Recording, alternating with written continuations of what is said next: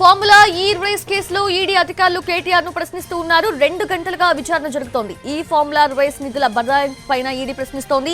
ఎఫ్ఈఓకు 45 కోట్లు UK pounds రూపంలో చెల్లించడంలో ఎందుకు నిబంధనలు పాటించలేదన్నది కేటీఆర్ నుంచి రాబడుతోంది. ఇప్పటికే ఐఏఎస్ అరవింద్ కుమార్, బిఎల్ఎన్ రెడ్డిలను ఈడీ విచారించింది. వీరి వాంగ్మూలం ఆధారంగా కేటీఆర్ ను ప్రశ్నిస్తూ ఉన్నారు ఈడీ అధికారులు. వారిద్దరూ కేటీఆర్ ఆదేశాలతోనే నిధులు పంపినట్లుగా చెప్తూ ఉన్నారు. మంత్రిగా ఉండి బిజినెస్ రూల్స్ ఎందుకు పాటించలేదని కేటీఆర్ ను ప్రశ్నిస్తోంది ఈడీ.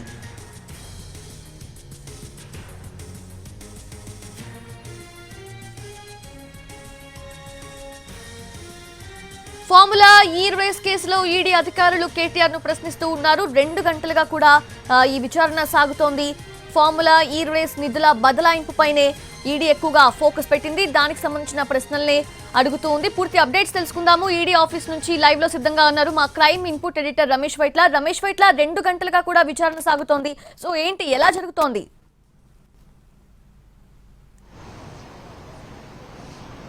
కేటీఆర్ని 2 గంటలుగా ఫార్ములా ఈ కార్ రేస్ సంబంధించి అధికారుల విచారణ కొనసాగుతుంది. ఈడీ జాయింట్ డైరెక్టర్ ఆనంద్ నేతృత్వంలో విచారణ కొనసాగుతుంది. అయితే అతనితో పాటు మరొక 4 ఆఫీసర్లు, మొత్తం 5 కలిసి అటు కేటీఆర్ ప్రశ్నిస్తున్నారు. దీంట్లో ఏదైతే నిధుల బదలాయింపు సంబంధించి అయితే ఎఫ్ఈఓకి, యూకేలో ఉన్న ఎఫ్ఈఓ కంపెనీకి 45 కోట్ల రూపాయల యూకే ఫౌండ్ల రూపంలో చెల్లింపు సంబంధించి వ్యవహారం పైన ప్రధానంగా ప్రశ్నలు సంధిస్తున్నారు. దీనికి సంబంధించి విచారణ కొనసాగుతుంది. అయితే ఈ డబ్బులు బదలాయింపు సంబంధించి ఇప్పటికే అటు ఐఏఎస్ అధికారి అరవింద్ కుమార్ తో పాటు బిఎల్ఎన్ రెడ్డిని వీళ్ళిద్దరిని కూడా ఈడీ అధికారులు ప్రశ్నించి వాళ్ళ దగ్గర స్టేట్మెంట్ రికార్డ్ చేశారు.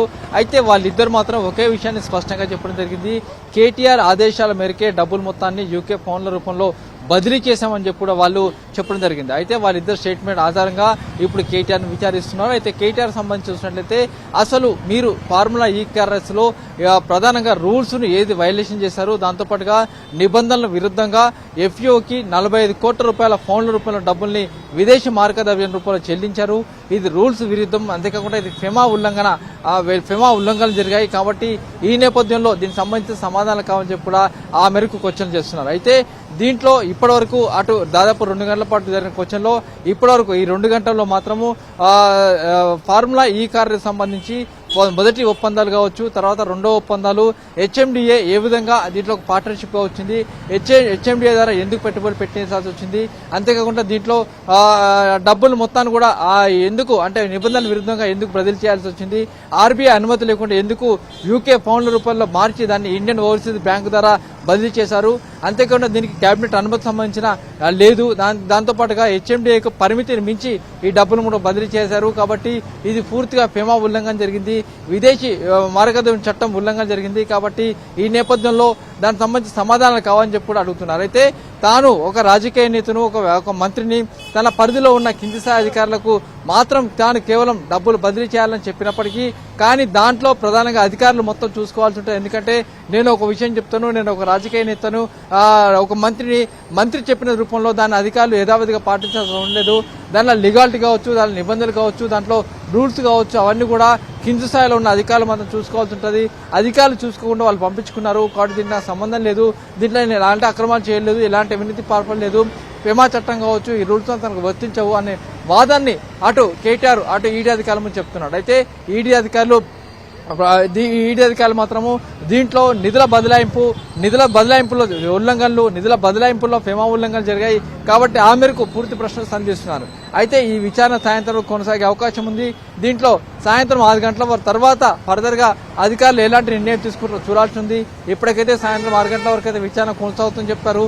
మరి కాసేపట్లో లంచ్ బ్రేక్ ఇచ్చి ఆ తర్వాత మళ్లీ విచారణ చేస్తామని చెప్పి కూడా అధికారులు చెప్తున్నారు. సౌజన్య, అంటే రమేష్ వైట్ల ఏవైతే క్వశ్చన్స్ సంధిస్తున్నారో వాటికి అగ్రీ చేయకపోవడం చూస్తున్నాం కేటీఆర్ సైడ్ నుంచి. బట్ ఏంటంటే ఐఏఎస్ అరవింద్ కుమార్, బిఎల్ఎన్ రెడ్డిలను ఇప్పటికే ఈడీ విచారించింది కాబట్టి వాళ్ళు ఆల్రెడీ చెప్పారు, లైక్ అంటే కేటీఆర్ ఆదేశాలతోనే నిధులు పంపాము అని చెప్పి. సో ఇన్ దట్ వే ఆ మెన్షన్ తో ఇంకెలా ఉండబోతోంది విచారణ?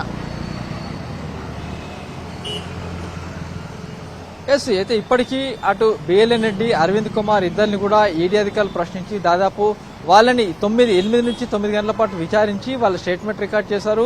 దాంట్లో బిఎల్ఎన్ రెడ్డి అంటే తన పరిధిలో ఉన్న హెచ్ఎండిఏ చీఫ్ ఎగ్జిక్యూటివ్ ఇంజనీర్ పనిచేసే బిఎల్ఎన్ రెడ్డి తన పరిధిలో ఉన్న 45 కోట్ల రూపాయల డబ్బులని ఇండియన్ ఓవర్సీస్ ద్వారా బదిలీ చేసి విదేశీ మార్గదూలో మార్చివేసి దాన్ని హిమాయత్ నగర్ లోని ఇండియన్ ఓవర్సీస్ బ్యాంక్ ద్వారా యూకేలో ఉన్న ఎఫ్ఈఓకి ఫార్ములా ఈ ఆఫీస్ సంబంధించి యూకే కంపెనీకి 45 కోట్ల రూపాయల యూకే ఫోన్లను బదిలీ చేశారు. అంతేకాకుండా ఇతని పైన ఉన్న అరవింద్ కుమార్ ఆదేశాలు ఇవ్వడం జరిగింది. మీ పరిధిలో ఉన్న ఈ డబ్బులు మీరు బదిలీ చేయమని చెప్పి, ఎందుకంటే ఫార్ములా 2 రేస్ నుంచి ఏసీ నెక్స్ట్ అనే కంపెనీ తప్పుకోవడంతో ఆ కంపెనీ తప్పుకున్న నేపథ్యంలో ఆ రేస్ అనేది నిలిచిపోతుంది. కాబట్టి వెంటనే రేసుకు సంబంధించి ముందస్తు కొంత డబ్బు చెల్లించాల్సి ఉంటుంది. కాబట్టి ఫర్దర్ గా కేటీఆర్ ఒక ఆదేశాలు ఇచ్చారు.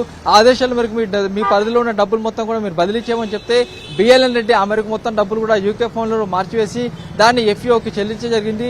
అయితే కేటీఆర్ చెప్పిన ఆదేశాల మేరకు తాను పాటించాలని చెప్పి అరవింద్ కుమార్ చెప్పాడు. ఆ మాదిరిగా అరవింద్ కుమార్ చెప్పిన దాన్ని బట్టి చూసి నేను డబ్బులు బదిలీ చేశానని చెప్పి కూడా బిఎల్ఎన్ రెడ్డి చెప్పారు. కాబట్టి వీళ్ళిద్దరు స్టేట్మెంట్ అధికారుల స్టేట్మెంట్లతో పాటు పోల్చి అటు కేటీఆర్ కూడా అధికారులు విచారిస్తున్నారు. ఆ మేరకు విచారణ జరుగుతుంది.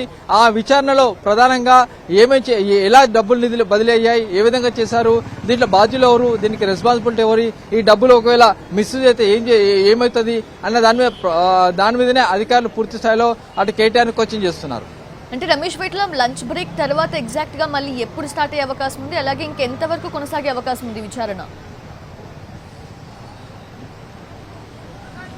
సాయంత్రం 6 గంటల వరకు విచారణ కొనసాగే అవకాశం అయితే కనబడుతుంది. ఎందుకంటే బిఎల్ఎన్ రెడ్డి కావచ్చు అరవింద్ కుమార్ని ఇద్దరు విచారించినప్పుడు వాళ్ళని కూడా దాదాపు అన్ని గంటల పాటు 7 నుంచి 8 గంటల పాటు వాళ్ళని కూడా విచారించారు. ఇప్పుడు వీళ్ళని కూడా కేటీఆర్ని కూడా అదే తరహాలో విచారించబోతున్నారు. దాదాపు 8 నుంచి 9 గంటల పాటు కేటీఆర్ని విచారిస్తారు. అయితే లంచ్ బ్రేక్ 1:30 నుంచి 2:30 వరకు లంచ్ బ్రేక్ ఉండబోతుంది. ఆ తర్వాత మళ్లీ విచారణ ప్రారంభిస్తారు. ఇప్పటికైతే అధికారులు అయితే కేటీఆర్ సంబంధించిన ఇష్యూలో నిధుల బదలాయింపు, ఫారెన్ కంపెనీకి ఎఫ్ఈఓకి విదేశీ మార్గదూరంలో చెల్లింపులు, తర్వాత బిఎల్ఎన్ రెడ్డి, తర్వాత అరవింద్ కుమార్ ఇచ్చే స్టేట్మెంట్లు, వీటి ఆధారంగా కేటీఆర్ ని ఇప్పటివరకు అధికారులు ప్రశ్నిస్తున్నారు.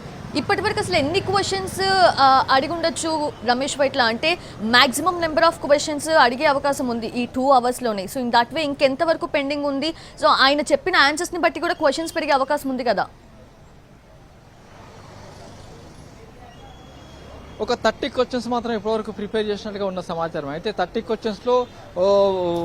క్వశ్చన్స్ లో ఏదైతే ఫార్ములా ఈ కార్ రేస్ సంబంధించి హైదరాబాద్ లో నిర్వహించడానికి కారణాలు, దానికి సంబంధించిన వ్యవహారము, ఆ తర్వాత జరిగిన ఒప్పందాలు, ఆ తర్వాత పార్ట్నర్షిప్ కోసం జరిగిన ఒప్పందాలు, తర్వాత ఏస్ నెక్స్ట్ అనే కంపెనీ మొదటి రేస్ తప్పుకోవడం, ఆ తర్వాత రెండో రేస్ కోసం హెచ్ఎండిఏని ఇంటర్ఫేర్ కావడం, ఆ తర్వాత డబ్బులు బదలాయింపు, ఆ తర్వాత ఎఫ్ఈఓ సంస్థ ఢిల్లీలో ఆర్బిట్రేషన్ లో ఫిర్యాదు చేయడం, ఆ తర్వాత అక్కడ డబ్బులు ఇక్కడ నుంచి విదేశాలకు డబ్బులు వెళ్ళడం, మొత్తంగా ఫార్ములా ఈ రేస్ సంబంధించి మొదలైనప్పటి నుంచి తిరిగి ఆర్బిట్రేషన్ వరకు చేరే వరకు మొత్తంగా 30 క్వశ్చన్లు అధికారులు తయారు చేసిన సమాచారం ఉంది. ఇప్పటివరకు 10 నుంచి 12 క్వశ్చన్లు మాత్రం ఇప్పటివరకు అడిగినట్టుగా సమాచారం. మిగతా క్వశ్చన్లు లంచ్ బ్రేక్ తర్వాత అడిగే అవకాశం ఉంది. ఆ లంచ్ బ్రేక్ లో పూర్తి స్థాయిలో డబ్బుల బదలాయింపు, నిబంధనలు ఉల్లంఘనలు, పెమా ఉల్లంఘనలు, వీటి మీదనే ప్రధానంగా సెకండ్ బ్రేక్ లో అడిగే అవకాశం అయితే కనబడుతుంది. Ramesh Paitla, thanks for the live updates.